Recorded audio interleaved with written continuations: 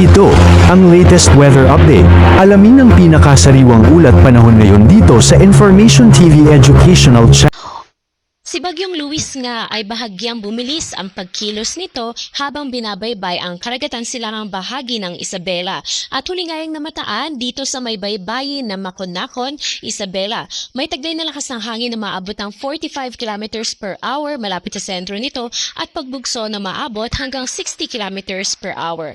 At patuloy na yang kumikilos pa northwestward o hilagang kanluran sa bilis na 20 kilometers per hour. Sa kasalukuyan na apektuhan nito ang buong Northern at Central Luzon kasama rin ang Calabar Zone, Mindoro Provinces at Marinduque na siya nadudulot na malalakas na mga pagulan at pagbugso na malalakas na hangin, especially nga sa may eastern section ng Northern at Central Luzon. Samantala, habagat naman ang siyang umiiral, especially dito sa may Palawan, Western Visayas at Negros Occidental na dudulot naman yan na mga kalat-kalat na mga pagulan, pagkidlat at pagkulog.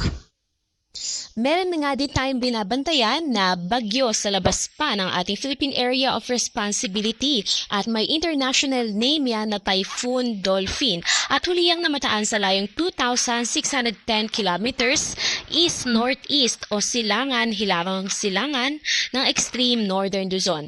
May taglayan na lakas ng hangin na maabot ng 150 kilometers per hour malapit sa sentro nito at pagbugso na maabot hanggang 185 kilometers per hour. At sa kasalukuyan, kumikilos yan pa west-northwestward o kanluran, hilagang kanluran sa bilis na 15 kilometers per hour. Sa nakikita naman natin na senaryo dito sa bagyong si Dolphin, patuloy yan nakikilos pa west-northwestward at maaaring dumaan sa hilagang parte na ating Philippine Area of Responsibility na kung saan hindi rin natin inaalis yung posibilidad na pumasok sa PAR, ngunit hindi naman natin nakikita na magkakaroon ito ng direktang epekto sa alinmang bahagi ng ating bansa hanggang sa dumaan pa sa northern parts ng Taiwan bago tuluyang maglandfall sa may silangang bahagi ng China. Bagamat wala ngayong direktang epekto sa atin, asahan nga natin na mas pag-iibayuhin at papalakasin nito itong ating hanging habagat na siyang makakaapekto sa mga susunod na araw kapag nalusaw na ka o tuluyang humina na nga si Luis.